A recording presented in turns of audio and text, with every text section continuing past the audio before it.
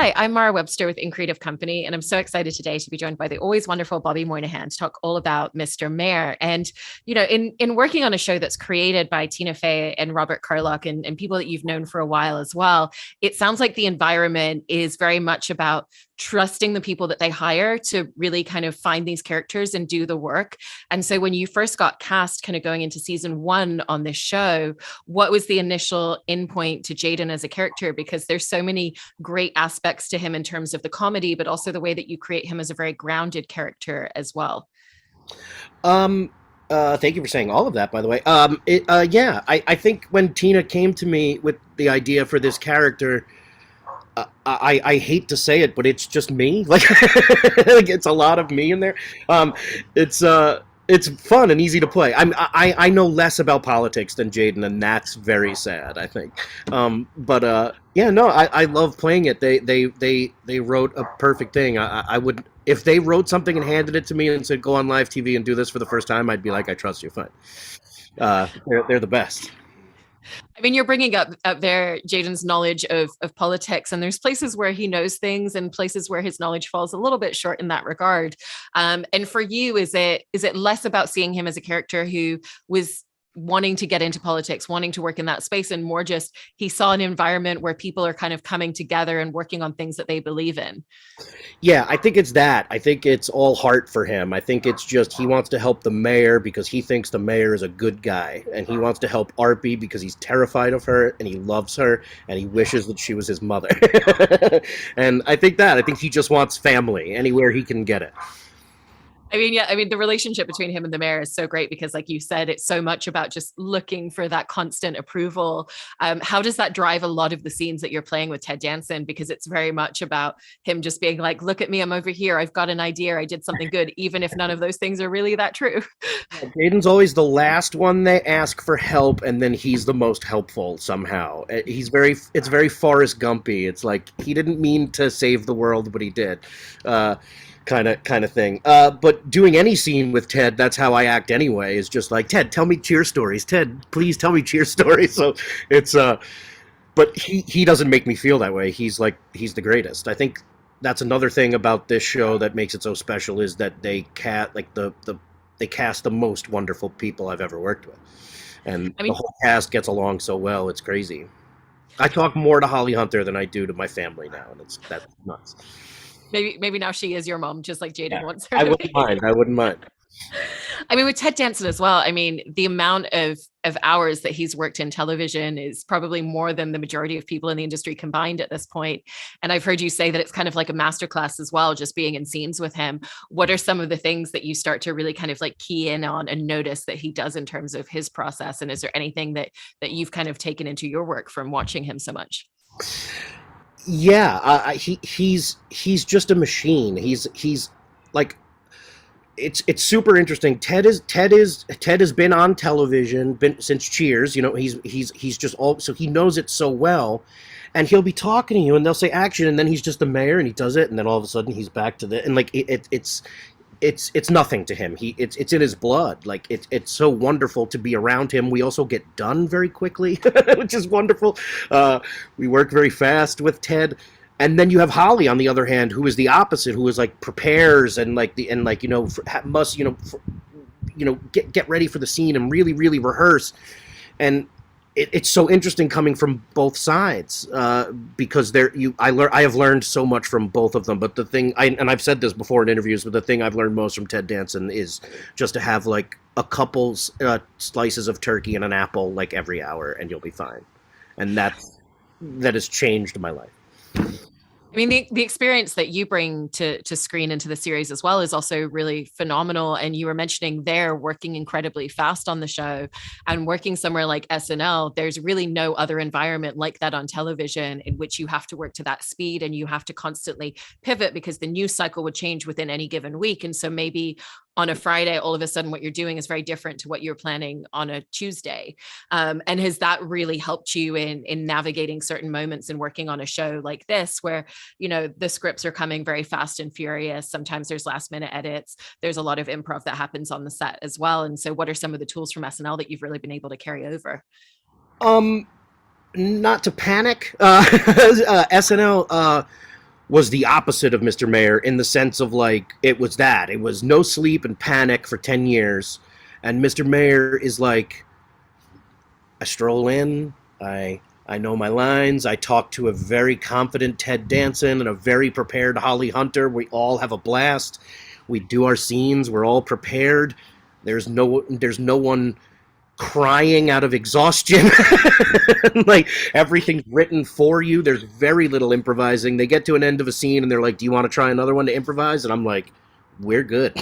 I don't need to do anything. I'm not going to make this any better than it is."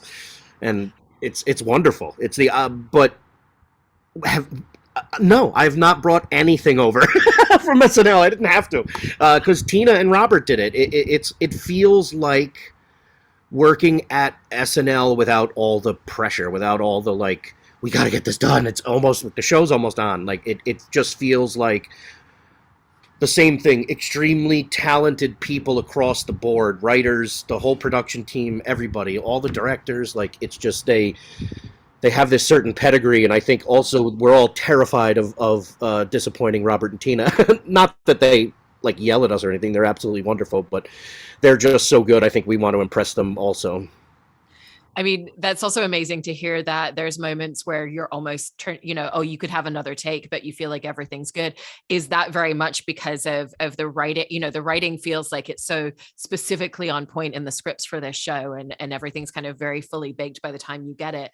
And is that really the genesis of feeling like you don't need another take, or just because, like you said, everybody just comes so prepared for those moments?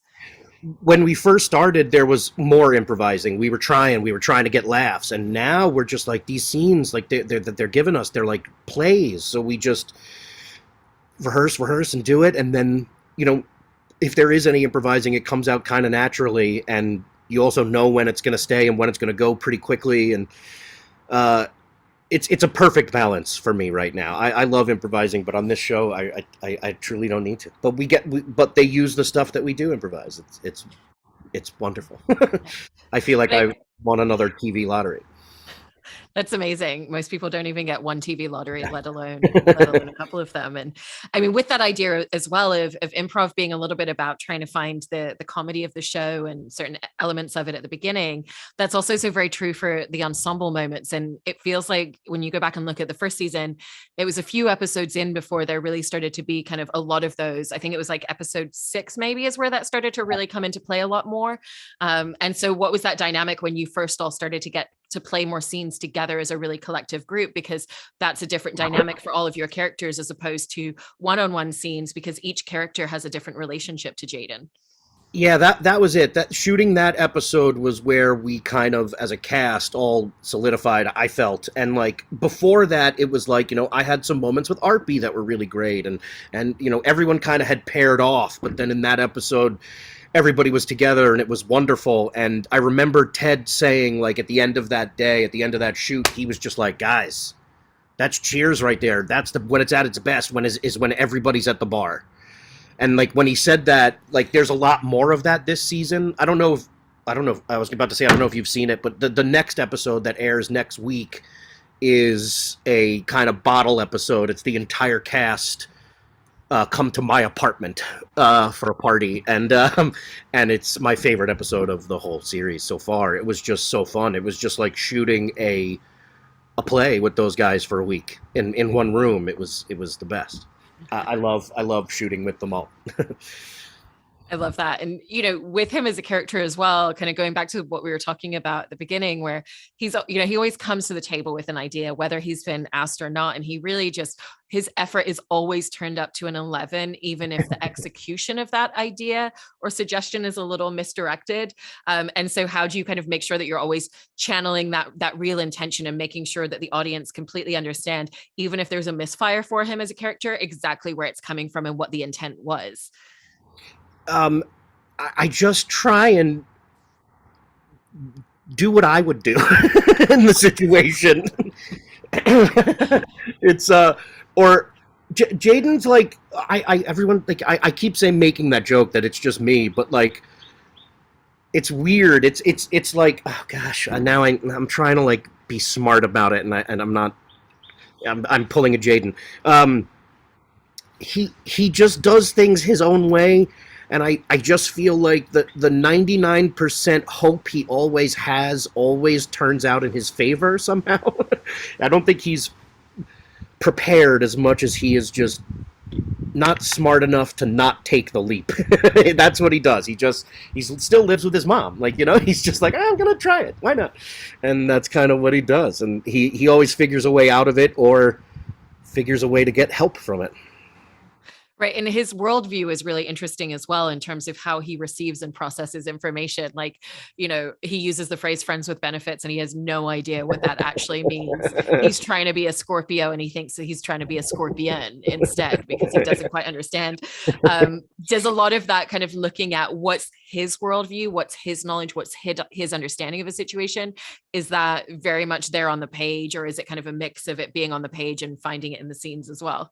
Yeah, no, it's there. I think that's something I enjoy doing. I think I love playing very confident people who are wrong, lovable idiots. I enjoy playing, but with Jaden, I think that's it. Like, it's like he means well, and like he sets off. He leaves his house that day with good intentions, but like it's he's a mush. Sometimes he just gets in people's way, and he doesn't mean to. He doesn't really know what he's doing yet.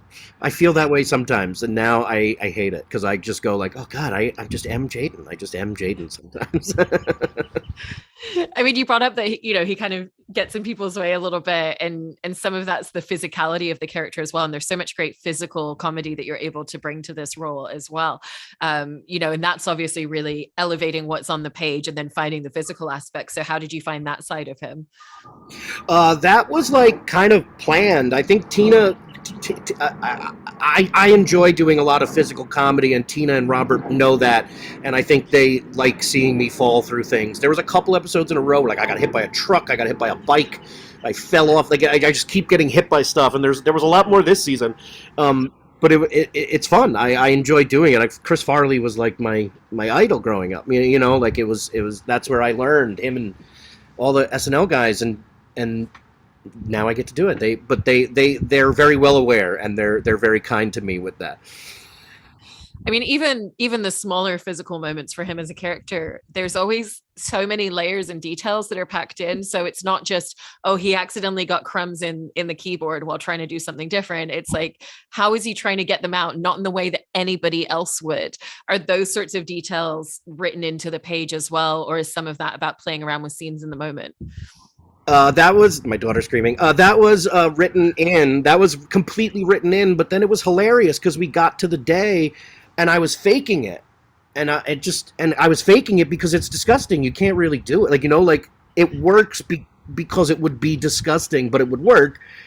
And we were doing it, and it just didn't look right, faking it. So I was like, can we just clean this? I just have to do it. Like, I just have to do it like he would do it. And that's what we did, one take of it like that, and we got it. And I was like, oh, that was disgusting. But his keyboard was clean. Clean by the end of the day and all the takes. Are there kind of other episodes or particular scenes that you remember where the scripts were incredibly specific in terms of that type of detail for you? Yeah. I mean, like whenever it's that, I remember the cold open a couple episodes back for the heat wave when I'm in the background. The mayor is on his like a Zoom call, and I'm in the background, kind of taking my pants off and my shirt off, and I strip down, and like we realize we're on camera, and me and Michaela kind of fall over each other, and like that was scripted out completely, and we worked on it for a long time and timed it out, and it was a blast. It was also, I think, the first time like me and Vela were joking around, like had a big stunt where we had to like fall on a mat, and we were running around like we were stunt people for the rest of the day.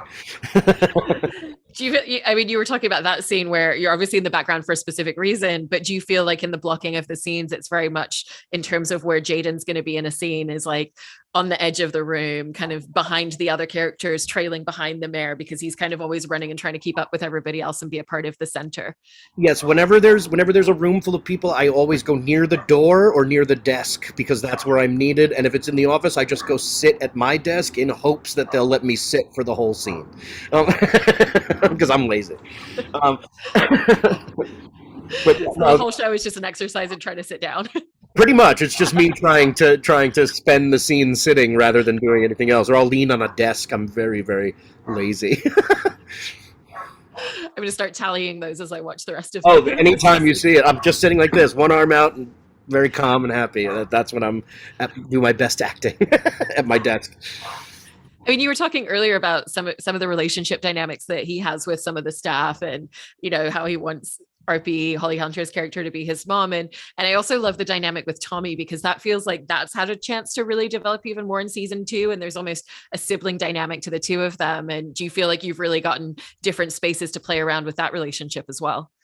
Yeah, definitely. I feel like in season 1, it was like Tommy's my brother, but my enemy. But I didn't know that, and now I've sort of caught on to Tommy, but he's still like a brother to me, and like I treat Tommy and Michaela like my brother and sister, even though I know they hate me or they think I'm insane in the show. But this season, what hasn't aired yet, we start to see some stuff, some new dynamics between all of them, and that's where it gets super fun. Like I had a lot of fun with Mike in the last episode. Super fun time. I And can't I've wait for also the.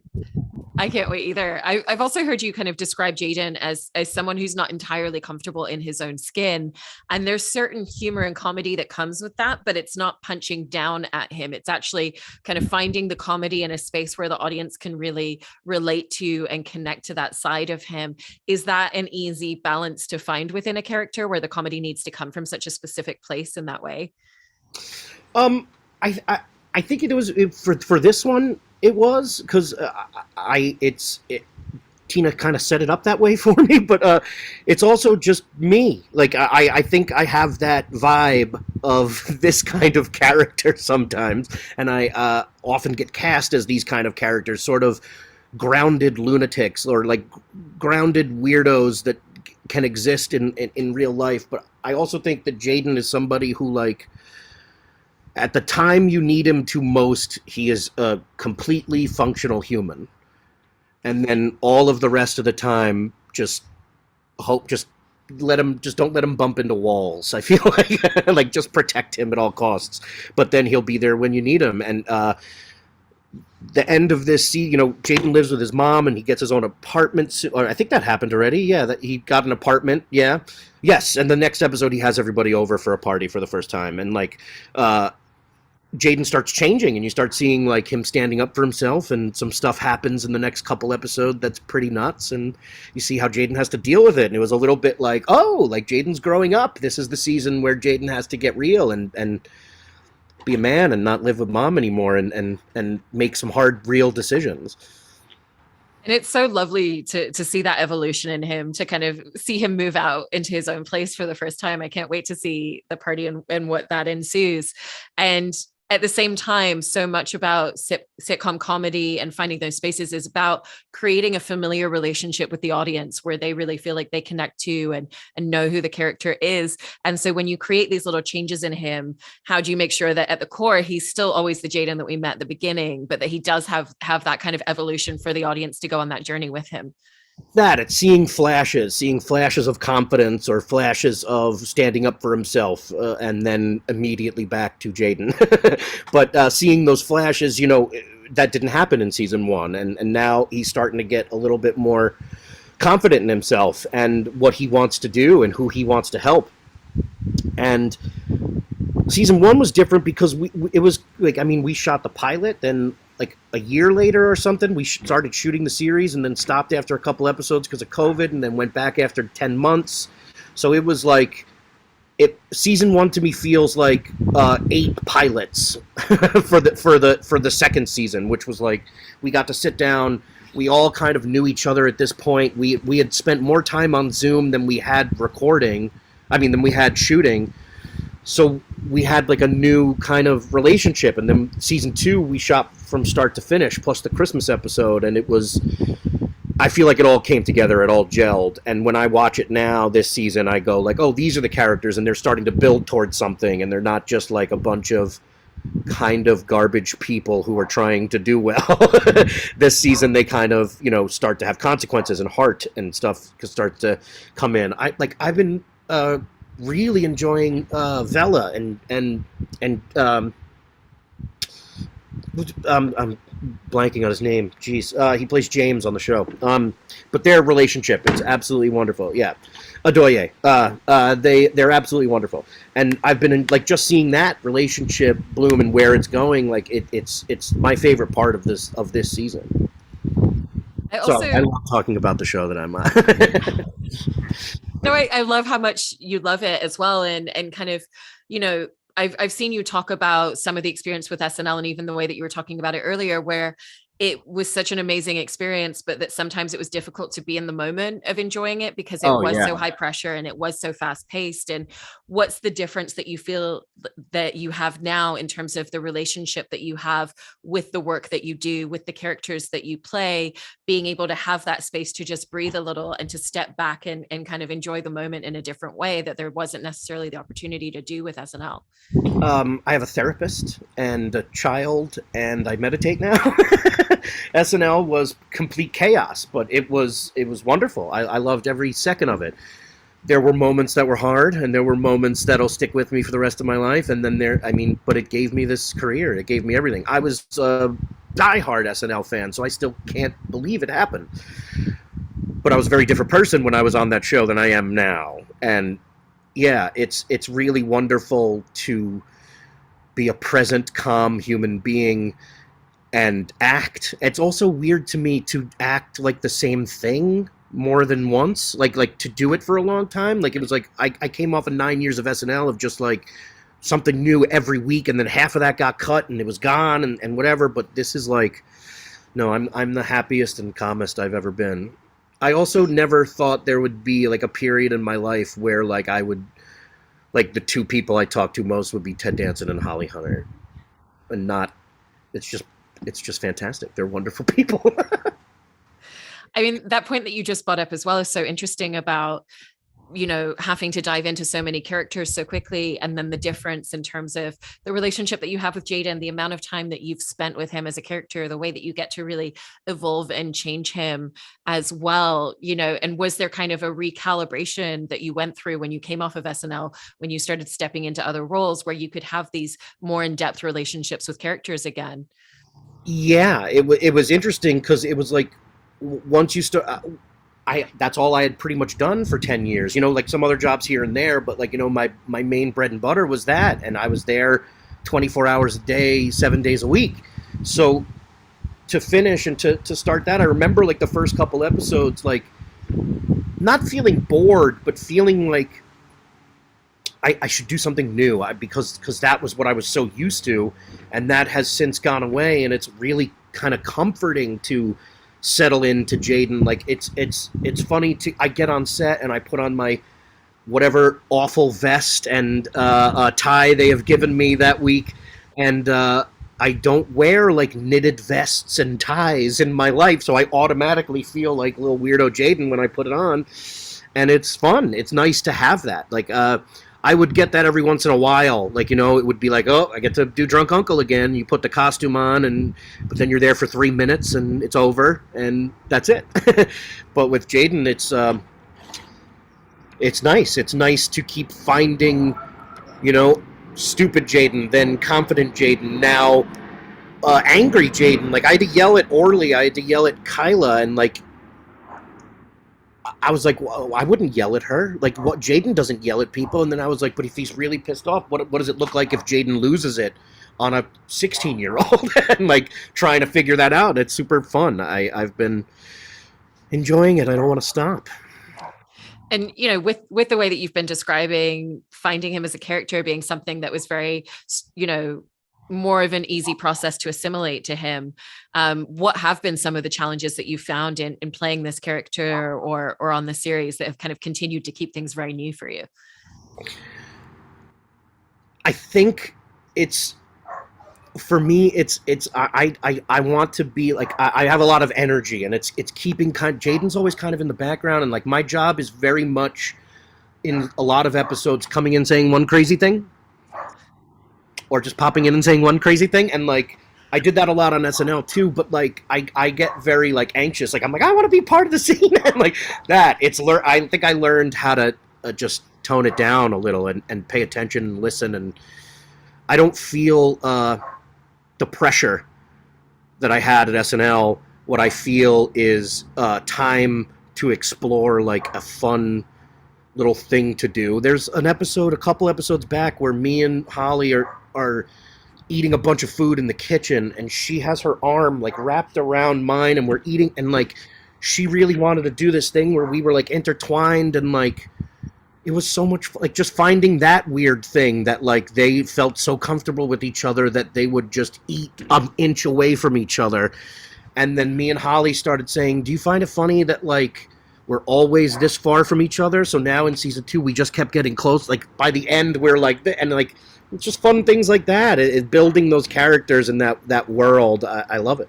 I love it. I loved 30 Rock. I loved Parks and Rec. I love Kimmy Schmidt too, like those kind of shows, and just creating that world, like a small family of people you want to see every week go through trauma together. Well, I absolutely love your character on the show, and so excited to see all those little kind of changes and little confidences that Jaden continues to grow with. And thank you so much, Bobby. It's been such a pleasure hearing all about this. Really appreciate it. Thank you so much. Thanks for watching the show.